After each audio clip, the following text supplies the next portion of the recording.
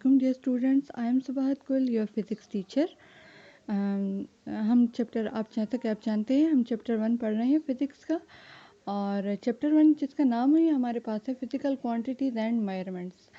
तो अभी तक हम फिज़िकल क्वांटिटीज़ के बारे में पढ़ते रहे थे, जो कि हमारे पास क्या आ जाती हैं, एक हमारे पास बेस क्वांटिटीज़ आ जाती हैं, एक डिराइव्ड क्वांटिटीज़ आ जाती हैं। फिर फिज़िकल क्वांटिटीज़ को हम रिप्रेजेंट करते हैं, एक यूनिट भी वहाँ पर होता है हमारे पास। हमने कुछ सिंबल्स भी पढ़े थे।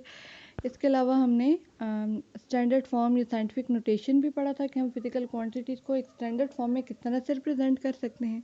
इसके अलावा हम प्रीफिक्सेस पढ़ चुके हैं कि प्रीफिक्सेस आप कैसे और कहाँ इस्तेमाल करते हैं, और एक टेबल था जो मैंने आपको कहा था कि आपने याद कर लेना है। अब ये तो हमारे पास बात हो गई फिजिकल क्वांटिटीज़ की। Now we know that physical quantities are those quantities which are measurable, जिनको आप मेजर कर सकते हैं। तो in order to measure these quantities we need some devices, some instruments. ठीक है, उनको हम कहते हैं measuring instruments. These instruments are called measuring instruments.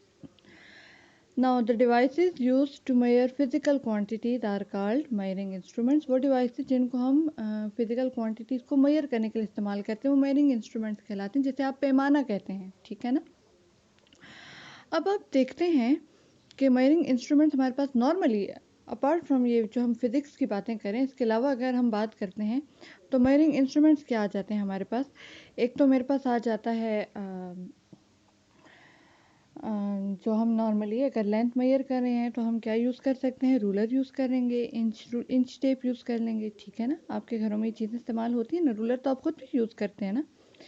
फिर आपके पास आ जाती है, अगर आपने टाइम मेजर करना है तो आप एक स्टॉप वॉच का इस्तेमाल कर सकते हैं, या आप सिंपली घड़ी को भी देख सकते हैं कि कितनी देर में, जब 1 मिनट पूरा हो गया तो आप कहते हैं बस स्टॉप। या टाइम जब भी आपने मेजर करना है तो आप देखते हैं कि आप 20 मिनट या 1 मिनट या 10 मिनट आप मेजर करने के लिए घड़ी को यूज़ करते हैं या स्टॉप वॉच भी यूज़ करते हैं। इसके अलावा एक और आपके पास डिवाइस आ जाता है थर्मामीटर, जो कि हमारे घरों में बहुत कॉमनली यूज़ होता है टेम्परेचर मेजर करने के लिए। इसके अलावा एक और डिवाइस आ जाता है स्पीडोमीटर। स्पीडोमीटर जो कि नाम से ही पता चलता है कि स्पीड को मेजर करने के लिए यूज़ होता है, और ये हमारी गाड़ियों में, हमारी मोटर बाइक में इस्तेमाल होता है।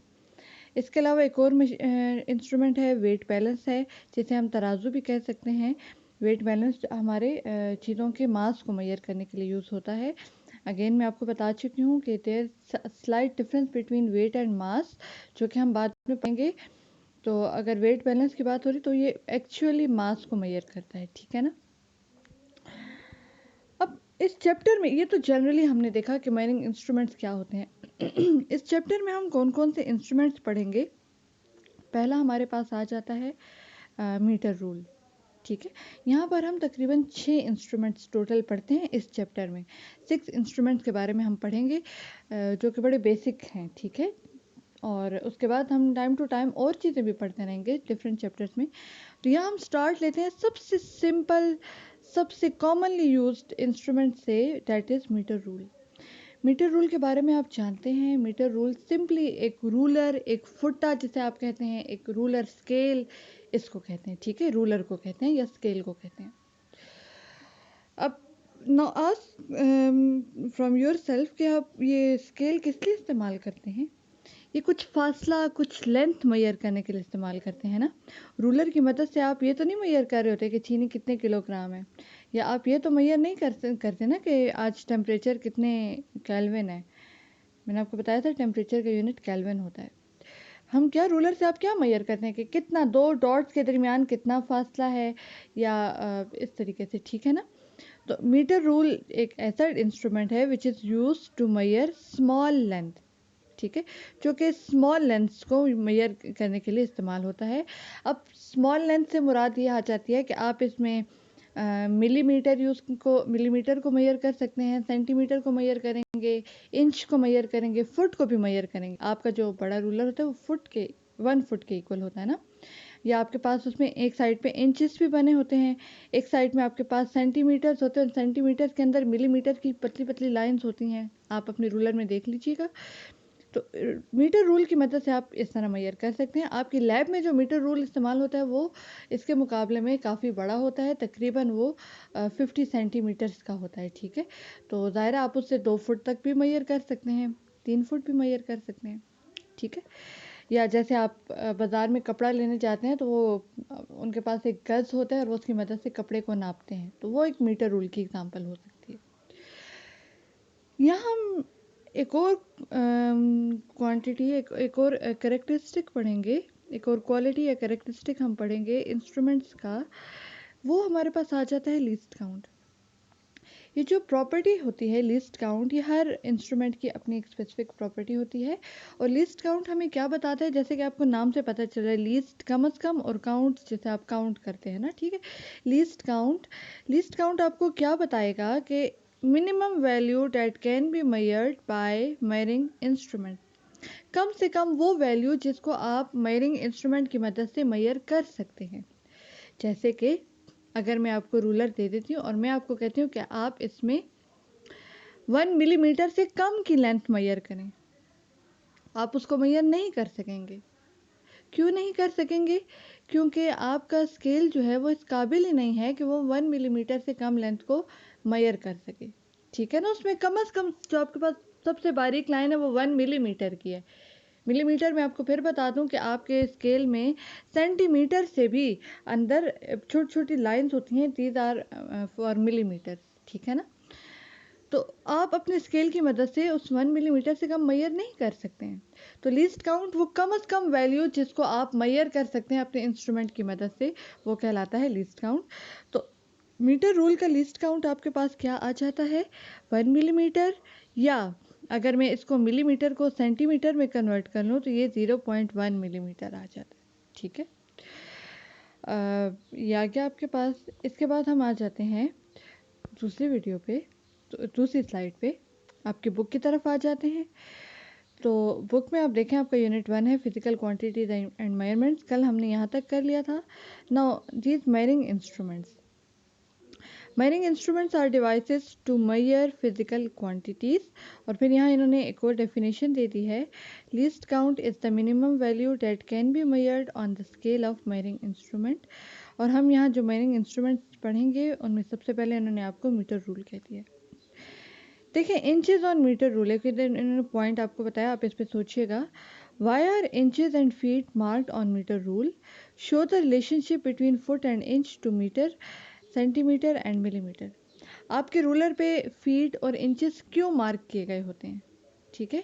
पहला सवाल, क्यों मार्क किए गए होते हैं। इस सवाल पूछने का मकसद ये है कि आपका जो ऐसा यूनिट है ना लेंथ का, वो तो मीटर है ना, और अगर आप प्रीफिक्सेस लगा लेते हैं तो वो मिलीमीटर, सेंटीमीटर, किलोमीटर बन जाता है, ठीक है ना। यानी मीटर के इर्द गिर्द घूम रहा है। तो हम फीट और इंचेस को क्यों लेते हैं, ठीक है, फीट और इंचेस को क्यों ले रहे हैं। दूसरी बात ये कि आप रिलेशनशिप बताएं कि एक फुट और मीटर में, फुट और सेंटीमीटर या फुट और मिलीमीटर में क्या रिलेशनशिप है। यानी कि एक फुट में आपके पास कितने मीटर्स आते हैं, कितने सेंटीमीटर्स आते हैं, कितने मिलीमीटर्स आ जाते हैं, ठीक है। ये आप अपने रूलर पे देख भी सकते हैं, इसको काउंट कीजिएगा। तो मीटर रूल है, आपको ये बताया गया कि ये डिफरेंट किन किन मटेरियल से, आपको पता है लकड़ी के, वुड के भी बने हुए होते हैं, प्लास्टिक के बने हुए होते हैं, मेटल के, जो स्टील का रूलर होता है जिसे आप कहते हैं, ठीक है। और उनके ज़्यादातर 1000 स्मॉल डिविजन्स होती हैं मीटर रूलर के ऊपर, 1000 स्मॉल डिविजन्स। स्मॉल डिविजन्स क्या होती हैं, ये मिलीमीटर्स वाली होती हैं ना, ठीक है। और लीस्ट काउंट जो हमारे पास मीटर रूल का है वो क्या है, 1 मिलीमीटर है। इसको आप खुद से पढ़ लीजिएगा। दूसरा हमारे पास जो इंस्ट्रूमेंट हम स्टडी करेंगे वो हमारे पास आ जाता है वर्नियर कैलिपर। और तीसरा इंस्ट्रूमेंट हम पढ़ते हैं स्क्रू गेज। ये तीनों इंस्ट्रूमेंट्स जो है ना, ये एक्चुअली लेंथ को मेजर करने के लिए ही इस्तेमाल होते हैं, लेकिन इनमें थोड़ा सा फ़र्क है। फ़र्क ये है, एक तो इनकी बनावट में फ़र्क है कि ये किस तरीके से बने हुए हैं। दूसरा इम्पॉर्टेंट डिफरेंस इनके दरमियान आ जाता है कि रूलर आपके पास आपको 1 मिलीमीटर तक काउंट करके देता है, और अगर आपको इससे भी छोटी लेंथ को मेजर करना है तो फिर आप वर्नियर कैलिपर को यूज़ करते हैं। और अगर आपको उससे भी छोटी लेंथ, यानी बहुत छोटी लेंथ को मेजर करना है, तो फिर आप स्क्रू गेज यूज़ करते हैं, ठीक है। जनरली देख लेते हैं, vernier caliper is use to measure very small length, that is, अब वो छोटी लेंथ, स्मॉल लेंथ से क्या मुराद है, थिकनेस या डायमीटर या विड्थ ऑफ एन ऑब्जेक्ट। आप किसी ऑब्जेक्ट की थिकनेस मेजर करना चाहते हैं। फॉर एग्जांपल आपके पास जो आपकी इरेजर है, ठीक है, आप देखना चाहते हैं कितनी थिक है, तो आप इसको अपनी रेज़र को अपने वर्नियर कैलिपर में रख के इसकी थिकनेस में फाइंड कर सकते हैं। आप डायमीटर फाइंड करना चाहते हैं, आप जानना चाहते हैं कि आपका जो पेन है इसका डायमीटर कितना है, आप फाइंड कर सकते हैं। या विड्थ ऑफ एन ऑब्जेक्ट, किसी ऑब्जेक्ट की विड्थ चौड़ाई आप जानना चाहते हैं तो आप वो फाइंड कर सकते हैं।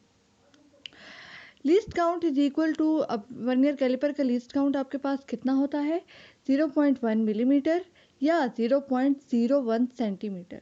ये कैसे आता है, देखिए आप 0.1 मिलीमीटर है ना, तो आप इसको अगर डिवाइडेड बाई 10 कर लेते हैं तो या पॉइंट हटा दें तो 1 डिवाइडेड बाई 10 मिलीमीटर आ जाता है आपके पास, या आप इसको 0.1 सेंटीमीटर।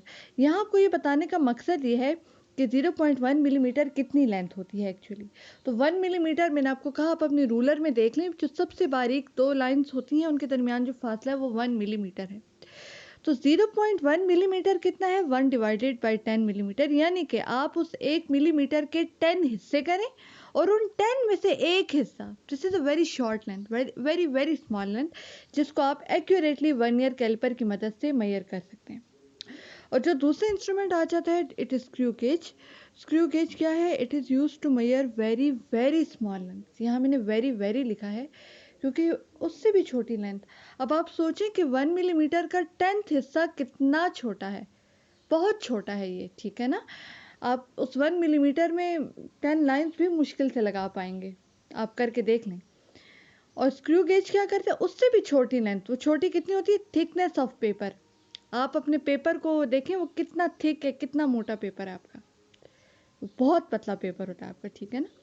इसके अलावा डायमीटर ऑफ थिन वायर, पतली पतली जो तारें होती हैं आप लोगों की, जैसे आपके चार्जर के अंदर पतली बारीक वायर हैं, थिन वायर हैं, इस तरह की जो थिन वायर है, इसका डायमीटर आप फाइंड कर सकते हैं।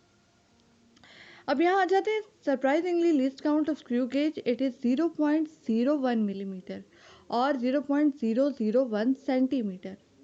अब आप देखें कि ये फासला कितना है, थोड़ा सा इसको समझने की कोशिश करते हैं। 0.1 और 0.01, 0.01 जो है 0.1 से भी छोटी लेंथ है। ये कितना है, 1 डिवाइडेड बाई 100 मिलीमीटर, यानी कि आप 1 मिलीमीटर के 100 हिस्से करें और उन 100 में से एक हिस्सा, उस 1 मिलीमीटर से आप 100 सेगमेंट्स बनाएं, उन 100 सेगमेंट्स में से आप कोई एक एक सेगमेंट उठा लें, तो ये आपके पास आ जाता है स्क्रू गेज का लीस्ट काउंट, यानी वो इतनी बारीक चीज़ों को भी मेजर कर सकता है, ठीक है। थोड़ा सा डिटेल में आ जाते हैं वर्नियर कैलिपर की तरफ। तो वर्नियर कैलिपर हमारे पास क्या है, अच्छा, it is a device use to measure a fraction of smallest scale division by sliding another scale over it is called vernier scale. यहाँ थोड़ा सा डायग्राम की तरफ आ जाए आप, तो ये आपके पास एक स्केल बना हुआ है, आप देख रहे हैं, एक ये वर्नियर कैलिपर है एक्चुअली, ठीक है। इस वर्नियर कैलिपर पे एक ये स्केल है, दूसरा आपके पास ये वाला स्केल बना हुआ है, ठीक है। देखिए, एक ये स्केल है, ये वाला स्केल है, दूसरा आपके पास ये स्केल, ये जो एक बना हुआ है, और ये एक दूसरे के ऊपर स्लाइड कर रहे होते हैं। ये वाला, ये जो स्केल है ना, बी, ये स्केल, ये इस लीनियर स्केल के ऊपर स्लाइड कर रहा होता है, ठीक है ना। और इसकी मदद से फिर हम इसकी फाइंड कर सकते हैं जो डिस्टेंस हमने मेजर करना है। ये जो जॉज आपको नज़र आ रहे हैं ए बी, ये यूज़ होते हैं आप external diameter, external length find करने के लिए। और ये जो आपको ऊपर ये जो दो जॉज नज़र आ रहे हैं, ये यूज़ होते हैं इंटरनल डायमीटर। यानी अगर मैं आपको कहूँ कि आप अपने मार्कर का या पेन का ढक्कन लें और उस ढक्कन के अंदर से फाइंड करें कि कितना डायमीटर है, तो आप इसकी मदद से फाइंड कर सकते हैं, ठीक है। अब यहाँ पे आपके पास देखें, आपकी बुक में बहुत अच्छे से लिखा हुआ है ये टॉपिक। एक आपके पास मेन स्केल है, फिक्स स्केल जिसे कहते हैं। तो आप यहाँ पर देखें कि ये वाला जो स्केल है, ये चले मैं यहाँ पे आपको बता दूँ, तो ये यहाँ पे देख लें, ये आपके पास इस डायग्राम में आप देख रहे हैं। सबसे पहले आपको क्या बताया गया, number 1 out jaws, they are use to take external measures of the object. ये 1 जो है 1, ये आउट जॉज हैं, ये आउटर जॉज हैं, आउटसाइड जॉज हैं, जो कि आप एक्सटर्नल लेंथ, बाहर से किसी चीज़ की लेंथ को मेजर करने के लिए इस्तेमाल करते हैं, ठीक है। दूसरे आपके पास इनसाइड जॉज हैं, ये वाले हैं, and these are use to take internal measures of the object. किसी ऑब्जेक्ट को आपने इंटरनल अंदर से मेजर करना है तो उसके लिए आप यूज़ करते हैं, ठीक है। कोई आप एक बॉटल ले लें और उस बॉटल को आप अंदर से मेजर करना चाहते हैं कि अंदर से ये कितनी चौड़ी है, कितनी थिक है, तो आप, या इसका डायमीटर कितना है, तो आप उसको इन जॉज की मदद से फाइंड कर सकते हैं। तीसरा आपके पास आ जाता है डेप्थ प्रोब। डेप्थ प्रोब आपके पास ये यहाँ पर आ जाता है। ये आपको बताता है कि आपकी एक बॉटल है वो अंदर उसमें कितनी ज़्यादा डूबी हुई है। यानी फॉर एग्जांपल मैं एक बॉटल ले लूँ जो कि ब्लैक कलर की है और मैं उसमें पानी डालती हूँ। मैं जानना चाहती हूँ कि इसके अंदर पानी किस सरफेस तक है या ये बॉटल जो है ये कितनी अंदर तक गई हुई है। तो आप इसमें ये जो इसका डेप्थ प्रोब है ये पीछे से इसको एंटर करेंगे तो आपके पास ये आपको यहाँ से आप मेजरमेंट्स इसकी ले लेंगे तो आपको पता चलेगा कि इसकी गहराई कितनी है, ठीक है ना, एक बॉटल की। फिर आपके पास आ जाता है मेन स्केल। डेप्थ किसे कहते हैं? गहराई को कहते हैं ना। Main scale it is use in centimetre और मिलीमीटर मेजरमेंट्स। ये जो आपका मेन स्केल है ना ये आपके रूलर की तरह ही बना हुआ है, आप देख रहे हैं ना, आपका रूलर भी इसी तरह होता है ना। यहाँ इंचेस आपको गिवन है और यहाँ पर आपको सेंटीमीटर गिवन है। और यहाँ आप हेयर यू कैन सी, चलिए मैं आपको अच्छा बता भी दूँ, ये अगर आपके पास 1 सेंटीमीटर है तो इस 1 सेंटीमीटर में ये बारीक बारीक लाइन नज़र आ रही है आपको, ये जो दो लाइन्स के दरमियान डिस्टेंस है ये 1 मिलीमीटर का होता है, ठीक है। और अगर आप इस 1 मिलीमीटर के 10 हिस्से करें इस लेंथ के, जहाँ पर मेरा पॉइंटर बस आ रहा है इस लेंथ, इस पॉइंट के आप 10 हिस्से करें और 10 हिस्सों में से एक हिस्सा आपका इतनी छोटी लेंथ को आपका वर्नियर कैलिपर मेजर कर सकते हैं। वो कैसे करता है? वो इस स्केल की मदद से करता है, जो आपको दूसरा स्केल नज़र आ रहा है ना। तो यहाँ आपके पास देखें ये जो नंबर 4 ये जो स्केल है ना, जैसे मेन स्केल या जैसे आप फिक्स स्केल कहते हैं, ये फिक्स है, ये मूव नहीं करता ना। It is used in centimetres और मिलीमीटर मेजरमेंट। तो अगर आपको इससे भी एक्यूरेट मेजरमेंट लेनी है, आप कहते हैं मिलीमीटर के भी अंदर कितना छोटा है, तो फिर आप यूज़ कर लेते हैं दूसरा मेन स्केल या जिसे हम कहते हैं अच्छा यहाँ पर इन्होंने इसको भी ये भी मेन स्केल का एक हिस्सा है जिसको जो इंचेस में वैल्यूज़ को मेजर कर सकता है। 6 मेजरमेंट दिया vernier scale use in centimetre और मिलीमीटर मेजरमेंट। ये जो वर्नियर स्केल है ना इसको आप सेंटीमीटर या मिलीमीटर मेजरमेंट यूज। अच्छा ये थोड़ा सा कंफ्यूजिंग इन्होंने दे दिया है। This is actually movable scale और इस मूवेबल स्केल की मदद से आप इन जो मिलीमीटर है ना इसके भी अंदर जो बहुत बारीक आपके पास जो कैलकुलेशंस या मेजरमेंट्स आ जाती हैं वो आप इसकी मदद से फाइंड कर सकते हैं। और ये ऊपर जो दूसरा गिवन है ये इंचेस के लिए कि आप इंच में अगर फाइंड करना चाहें कि मज़ीद कितने पॉइंट है, ठीक है। और फिर आपके पास रिटेनर आ जाता है। It is use to block movable part. Retainer आपके पास ये है आपके पास, ठीक है। एक्चुअली ये भी थोड़ा सा इन्होंने गलत बताया है। This is use to slide this movable part. आपके पास जो ये मूवेबल स्केल है ना आप इसको इस फिक्स स्केल के ऊपर स्लाइड करते हैं यानी आगे पीछे मूव करते हैं। स्लाइड कैसे करते हैं कि आप इसको ओपन करते हैं ना, ये ओपन करने के लिए इस जॉज को ए और बी को ओपन करने के लिए आप इसको ये एक रोटेटर सा होता है, आप इसकी मदद से इसको घुमा लेते हैं। और ये जो आपके पास है ये रिटेनर है। जब आप इसको ये पेच सा होता है इसको आप टाइट कर लें तो आपका ये जो वर्नियर कैलिपर है ये फिक्स हो जाता है, फिर ये स्लाइड नहीं करेगा, ठीक है। अब आप देख लें लिस्ट काउंट फाइंड करने का तरीका इन्होंने बताया है। ये एक लिस्ट काउंट का देखें फार्मूला है। एक तो मैंने आपको बता दिया ज़ुबानी कि आपको याद होना चाहिए या आपके वर्नियर कैलिपर के ऊपर भी लिखा होता है कि लिस्ट काउंट कितना। और तरीका दूसरा क्या है? Smallest division on main scale divided by total number of division on vernier scale. ये आपके पास जो मेन स्केल है इस मेन स्केल के ऊपर आपकी सबसे स्मॉलेस्ट डिवीजन कितनी है, तो ये आपको पता है ना मिलीमीटर है ना, 1 मिलीमीटर। और इस स्केल के ऊपर ये जो आपका मूवेबल स्केल है वर्नियर स्केल, इसके ऊपर आपकी नंबर ऑफ डिविजन्स कितनी या कितनी लाइंस बनी हुई है, 1 2 3 4 आप देख रहे हैं ये 10 लाइंस हैं, कितनी लाइंस बनी हुई हैं ये आप देख लेते हैं। तो जब आप ये फार्मूला में पुट कर देते हैं तो आपके पास अब आपको पता है देखें लीस्ट काउंट 1 मिलीमीटर था और स्मॉलेस्ट डिवीजन 10 थी, तो कितना आपके पास आ गया 0.1 मिलीमीटर इसका वर्नियर कैलिपर का आपके पास लीस्ट काउंट आ गया।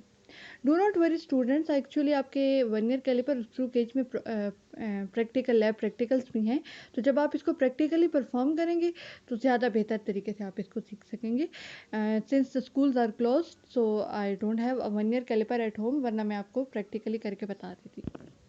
There are some videos on YouTube that you can watch, ठीक है। फिर आपके पास आ जाता है zero error in vernier caliper. इस वर्नियर कैलिपर में एक ज़ीरो एरर भी होता है। ज़ीरो एरर क्या होता है कि सिंपली जब आप इन दो जॉज को बंद करते हैं ना, ए और बी को बिल्कुल टाइटली क्लोज कर लें, तो आप देखें कि ये आपका जो लीनियर स्केल, ये मेन स्केल है, इस मेन स्केल का ज़ीरो इस वर्नियर स्केल के ज़ीरो के साथ टकरा रहा है या नहीं। यानी ये जैसे आप देखें, ये दो लाइंस हैं, ये दो आपस में साथ साथ मिल रही है ना। अगर ये इस तरह से ये ज़ीरो के साथ मिल रहा होता है तो उसका मतलब है कि ज़ीरो एरर नहीं है। अगर ये ज़ीरो थोड़ा सा इधर लेफ्ट साइड या राइट साइड पे होता है तो इसका मतलब है कि ज़ीरो एरर एग्जिस्ट कर रहा है। ठीक है, अच्छा, ये कुछ इन्होंने स्टेप्स बता दिए लीस्ट काउंट फाइंड करने के, आप इनको पढ़ लीजिएगा। ठीक है, और यहाँ थोड़ा सा इन्होंने फिर डिटेल में भी बता दिया है, ये आप देख सकते हैं। असल में हम यूँ करते हैं कि देखें, अब इन्होंने जैसे यहाँ पर एक ऑब्जेक्ट रख दिया, जॉस के दरमियान इधर हम एक ऑब्जेक्ट रख देते हैं। ठीक है, फिर हम देखते हैं कि हमारा यहाँ पर जो ज़ीरो है ना, इस साइड पे जो ज़ीरो है ये किस नंबर के साथ मिल रहा है। तो अगर आप थोड़ा डिटेल में देखें, ये ज़ीरो, ये 2 से पहले जो है ये 1 है, 0 1 1.1 1.2 1.3 और ये 9 1.9 आ जाता है। ठीक है ना, 1.9 और 1.9 से थोड़ा सा आगे आ रहा है आपका ज़ीरो, यानी कि 1.9 से थोड़ी ज़्यादा लेंथ है। तो कितनी ज़्यादा है वो जानने के लिए हम फिर ऐसा करते हैं कि हम इन लाइंस को देखते हैं कि इनमें कौन सी ये दो लाइंस आपस में एग्जैक्टली टकरा रही हैं। पहली चीज़, आपने 1.9 रख लिया अपने पास। ठीक है, पहली रीडिंग 1.9 आ गई। उसके बाद आप देखेंगे कि इनमें अगर यहाँ पर ये डिफरेंस आ रहा है तो फिर आप देखते हैं कि आपकी कौन सी दो लाइंस आपस में एग्जैक्टली टकरा रही हैं। तो आप देखते हैं कि ये दो लाइंस जो हैं ये टकरा रही हैं। ये एक स्केल है, ये दूसरे स्केल की है ना, ये फिक्स स्केल है और ये मूवेबल स्केल है। ये दो आपस में टकरा रही है ना। अब देखते हैं आप, ये दो जो हैं इनमें भी थोड़ा फासला है, इनमें भी फासला है, इनमें भी फासला है, यहाँ पर भी थोड़ा सा फासला है और ये बिल्कुल एग्जैक्टली मिल रही हैं। तो आप काउंट करें कि नंबर ऑफ डिवीजन कौन सी है। ठीक है, 0 1 2 3 4 5 एंड 6, ये 6 आ गई ना। इस 6 को आपने मल्टीप्लाई करना है लीस्ट काउंट के साथ।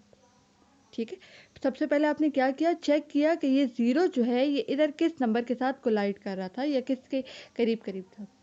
तो 1.9 और उससे थोड़ा सा आगे था, तो पहली रीडिंग क्या आ गई थी, 1.9। दूसरी आपके पास क्या आ गई, आपने ये नंबर ऑफ डिवीजन काउंट की तो ये 6 आ गई। इस 6 को आप मल्टीप्लाई करते हैं लीस्ट काउंट के साथ। लीस्ट काउंट क्या था, 0.1, तो 6 मल्टीप्लाई 0.1, ये मैं आपको बता रही हूँ, आप इसको अपने पास लिख के भी करें। 6 मल्टीप्लाई 0.1, ये आपके पास आ जाता है 0.6, और 0.6 को आप ऐड करते हैं उस पहली कैलकुलेशन के साथ जो कि आपके पास आ जाती है 1.9। ठीक है, तो 1.9 को जब आप ऐड करेंगे 0.6 के साथ, देखें तो ये आपके पास, अच्छा इन्होंने यहाँ पर मिलीमीटर्स में ले लिया, आप इसको सेंटीमीटर्स में भी ले सकते हैं। तो 1.9 मल्टीप्लाई 0.6, तो आपके पास आ जाएगा।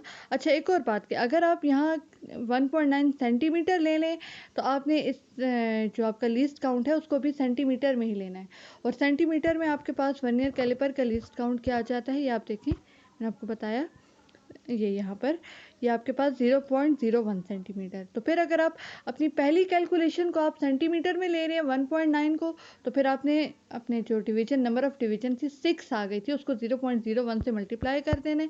0.01 से जब आप मल्टीप्लाई कर देंगे तो 0.006 आ जाएगा, और आप जब इन दोनों को ऐड करेंगे तो 1.96 सेंटीमीटर आ जाता है। ये आपकी रीडिंग है, या आप चाहें तो आप इसको डायरेक्टली मिलीमीटर में भी मेजर कर सकते हैं। ठीक है, तो ये आपके पास इस जो इन्होंने एक बॉल सा लिया था, मेटल बॉल लिया था, इसका डायमीटर आ गया। ठीक है, ये लैब वर्क है जो हम लैब में प्रैक्टिकल परफॉर्म करते हैं।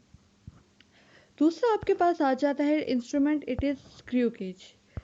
स्क्रू गेज पे आप आ जाएं तो it is a device use to measure a fraction of smallest scale division by rotating motion of circular scale over it is known as screw gauge. यहाँ पर हम क्या करते हैं कि ये देखें, आप इसको आप घुमाएंगे, यहाँ पर ये वाला जो है स्केल, आप इसको घुमाते हैं, इस जगह से इसको रोटेट करते हैं। जैसे जैसे आप इसको रोटेट करते हैं ये जॉज ओपन होते जाते हैं। ठीक है, ये जगह खुल जाएगी और यहाँ पर आपके पास ये रोटेट होता जाएगा, तो ये नीचे से एक स्केल निकल आता है आपके पास, ये आगे आगे जाता जाएगा। अब आप क्या करते हैं कि जिस चीज़ का भी आपको पता है ये बड़ी थिन मेजरमेंट्स लेने के लिए इस्तेमाल होता है, तो आप यहाँ पर अपने, और ये एक रोटेशन यानी 1 सेंटीमीटर के लिए आपको इसको कंप्लीट एक रोटेशन देना पड़ता है जो 50 या 100 तक चला जाता है। ठीक है ना, अब आप इसको घुमाते हैं, इसको खोल के इसके अंदर अपना ऑब्जेक्ट रख देते हैं यहाँ पर। फिर आप क्या करते हैं, यहाँ देख लें इसके ये आपके पास स्फेयर, जो आप इसमें जो भी ऑब्जेक्ट या वायर आप रख सकते हैं। This is anvil, this part is called spindle. ठीक है। ये जो आपके पास ये जो लाइन आ जाती है सेंटर में, इसको आप कहते हैं डेटम लाइन, और ये स्केल आपके पास मेन स्केल या लीनियर स्केल कहलाता है, ठीक है। ये आपके पास टिम्बल है, और ये वाला स्केल आपके पास रोटेटरी स्केल या सर्कुलर स्केल कहलाता है, सर्कुलर स्केल आप इसे कह सकते हैं, ठीक है। और ये आपके पास रैचेट है, इसकी मदद से आप अपने इस वर्नियर कैलिपर्स को यानी इसकी मूवमेंट जो है लॉक कर सकते हैं, ठीक है ना। तो हम करते क्या है कि हम अपना ऑब्जेक्ट यहाँ पर रख देते हैं, ठीक है, और इसके बाद हम इसको जो टिम्बल है इसको घुमा लेते हैं, और इसको बिल्कुल जितना टाइट आप बस ये हो सकता है, ठीक है, टाइटली बंद कर दिया। उसके बाद आप देखते हैं कि आपकी जो ये टिम्बल है ये किस पॉइंट से कोलाइड कर रहा है या टकरा रहा है। अब आप देखें ये जो लाइन है ये इससे थोड़ा सा आगे है ना, ये 10 है और ये आगे आपके पास 11 आ जाता है, ठीक है ना। तो इसका मतलब है कि 11 और 11 से एग्जैक्टली नहीं कोलाइड कर रहा, थोड़ा सा आगे है। कितना आगे है उसके लिए आप क्या करते हैं कि आप इस स्केल को देखेंगे, स्केल में जोन सी भी लाइन यहाँ डेटम लाइन के साथ मिल रही होगी आप उसको ऐड कर लेंगे, सॉरी उसको चेक उसको अपने पास नोट कर लेंगे, उसको लीस्ट काउंट से मल्टीप्लाई करेंगे और अगेन उसको मेन स्केल रीडिंग में ऐड कर लेंगे। तो यहाँ पर भी आपने 2 रीडिंग लेनी है। पहली रीडिंग आप लेंगे मेन स्केल रीडिंग, उसके बाद आप लेंगे सर्कुलर स्केल रीडिंग, और उस सर्कुलर स्केल रीडिंग को आपने मल्टीप्लाई करना होगा लीस्ट काउंट के साथ। लीस्ट काउंट से मल्टीप्लाई करने के बाद आप क्या करेंगे कि अपनी जो सर्कुलर स्केल रीडिंग जो अपनी लीस्ट काउंट से मल्टीप्लाई कर ली है इसको आप ऐड कर लेंगे अपनी मेन स्केल रीडिंग के साथ। तो आपके पास आपका जो मेजरमेंट है गिवन मेजरमेंट आ जाएगी। Do not worry student, this is not very difficult, it is so easy, but once your schools are open we will perform it practically. तो आपको पता चल जाएगा कि ये बहुत आसान है, मुश्किल नहीं है, ठीक है। यहाँ पर लिस्ट काउंट फाइंड करने का एक तो मैंने आपको ज़ुबानी बता दिया, और दूसरा तरीका क्या होता है कि pitch of screw gauge divided by total number of divisions on circular scale. Pitch क्या होती है हमारे पास, हम यहाँ पर देख लेते हैं। The distance travelled by circular scale on linear scale in one rotation is called pitch of screw gauge. यानी कि आप जब अपने इस सर्कुलर स्केल को घुमाते हैं तो पूरा एक चक्कर काटने में, पूरे चक्कर से मुराद ये कि ये ज़ीरो है, जब आप इसे घुमाएं घुमाएं घुमाएं और वापस ज़ीरो दोबारा इधर आ जाए, इस चक्कर में ये इस जो है मेन स्केल पे कितना फासला तय हो जाएगा, तो वो यहाँ पर इस इधर तक आ जाता है एक्चुअली, ये 0.5 तक, ठीक है ना। 0 और 0.5, फिर 1, 1.5, ये 2, 2.5, इनके दरमियान है ना, तो ये 0.5 आपको दे देता है। तो ये पिच आपके पास आ जाती है, यहाँ पे एक दफ़ा इसको घुमाते हैं तो आपको क्या रीडिंग मेन स्केल पर मिलती है, वो pitch of screw gauge divided by total number of divisions on circular scale. तो मैंने आपको बताया कि ये 0.5, और यहाँ पर आप देखें ये 45, 46, 47, 48, 49, और ये 0 पे आके दोबारा ये 50 बन जाता है। तो कितनी डिविजन्स आपको इस सर्कुलर स्केल पे मिल रही हैं, 50 डिविजन्स मिल रही हैं ना। तो ये आपके पास आ जाएगा सर्कुलर स्केल, ठीक है ना। तो आपके पास total number of division on circular scale, अब अगर आप इस फार्मूला में पुट कर लेते हैं, least count is equal to pitch क्या थी 0.5 मिलीमीटर, और टोटल नंबर ऑफ डिविजन्स क्या थी 50, ठीक है। तो अच्छा, नंबर ऑफ डिविजन्स में आपके पास यूनिट नहीं आता, ठीक है, ये यूनिट लेस है क्योंकि हम बस नंबर गिन रहे हैं, 1 2 3 4 है, ये कोई हम लेंथ नहीं है, कुछ वो नहीं है कि हम इसके साथ यूनिट लगाएंगे। तो आपने इसको डिवाइड कर लें तो 0.01 मिलीमीटर आ जाता है, जो कि मैं आपको पीछे बता चुकी हूँ कि 0.01 मिलीमीटर या 0.001 सेंटीमीटर लीस्ट काउंट आ जाता है स्क्रू गेज का, ठीक है। ये थोड़ा सा इन्होंने इसका तरीका भी आपको बता दिया है, देखें आप इसको रीड कर लेंगे तो आपको इसकी समझ आ जाएगी, ठीक है ना। अब देखें ये जब इन्होंने घुमाया तो ये रीडिंग आपके पास 5, 5.5 और 5.5 से थोड़ी सी आगे है ना, ये देखें जहाँ पे मेरा पॉइंटर है, ये फासला ये भी तो है ना। इसको काउंट करने के लिए हम देखते हैं कि हमारी कौन सी लाइन, इस सर्कुलर स्केल की कौन सी लाइन इस डेटम लाइन, ये डेटम लाइन है ना, डेटम लाइन के साथ कोइंसाइड कर रही है, ये वाली कर रही है ना, ठीक है। ये 25 है, ये 30 है, तो आप यहाँ से गिनना शुरू करें, 25, 26, 27 एंड दिस इज 28, ठीक है। तो ये आपके पास यहाँ पर मेन स्केल रीडिंग क्या आ गई 5.5 प्लस हम इसमें ऐड करेंगे ना, ये जो मजीद थोड़ा सा आगे प्लस क्या है, ये 30 आ गई ना, 30 यहाँ पर आपके पास आ गया, सॉरी इट इज़ 25, 26, 27, 28, ये 28 आपके पास आ गया। तो आपने इस 28 को क्या करना है, लीस्ट काउंट से मल्टीप्लाई कर देना है, ठीक है ना। तो लीस्ट काउंट से जब आप मल्टीप्लाई कर देते हैं, ये देखें ये आपके पास 5.5 मिलीमीटर एक आ गया था, और फिर जब आप दूसरी जो 28 आ गया था, इसको आप लीस्ट काउंट से मल्टीप्लाई करें तो 0.28 मिलीमीटर आ जाता है। अब आपने 0.28 को ऐड कर देना है 5.5 में, तो ये आपके पास आ जाएगा 5.78 मिलीमीटर। ठीक है, ये बड़े आसान स्टेप्स आपको इन्होंने लिख कर दिए हुए हैं, आप इसको पढ़ें। अगर आपको समझ नहीं आती है तो आप फिर भी मुझसे पूछें, और इंशाल्लाह हम इसको फिर लैब में परफॉर्म भी करेंगे। यहाँ पर भी ज़ीरो एरर आ जाते हैं। ज़ीरो एरर कब आता है? जब आप इसको कम्प्लीटली बंद कर दें और इस सर्कुलर स्केल के ऊपर जो ज़ीरो है वो इस सॉरी एक्चुअली इसका ज़ीरो एरर कुछ यूँ आता है कि जो आपकी ये जो सर्कुलर स्केल का एच है वो इस ज़ीरो के साथ टकरा रहा हो, तो आपके पास ज़ीरो एरर नहीं होगा। और अगर ये इस ज़ीरो के साथ नहीं टकरा रहा, थोड़ा आगे पीछे है, तो इसका मतलब है कि ये आपको एग्जैक्ट रीडिंग नहीं देगा, या कुछ ज़्यादा देगा या कुछ कम देगा, तो इसको हम कहते हैं ज़ीरो एरर। ठीक है, कुछ इन्होंने आपको यहाँ पर दी हुई हैं, आप इनकी रीडिंग्स फाइंड करें, ये क्या रीडिंग होगी। अब आप इसको अगर थोड़ा सा गौर से देख लें तो देखें ये ज़ीरो है और ये ज़ीरो टकरा रहा है 1.9 से थोड़ा सा आगे है, और फिर मज़ीद आप इसको देख सकते हैं कौन सी दो लाइंस आपस में बेहतर तरीके से कोलाइड करेंगे। कोशिश कर लें कि अगर आप यहाँ पर कर सकें, नहीं तो जब आपको बुक्स मिल जाए तो उसके बाद आप इसको अटेम्प्ट कर लीजिएगा। ये जो आपके पास ये फिगर्स हैं, सॉरी, या जो ये आपकी पिक्चर्स हैं, स्नैप्स हैं, ये आपको मैंने ग्रुप में शेयर की हैं, आप इनको देख लें। ठीक है गर्ल्स, थोड़ा सा इसको देखने की कोशिश करें, this is very important topic. आपको ये जो इंस्ट्रूमेंट्स हैं इनके डायग्राम ये बनाने आने चाहिए। ठीक है,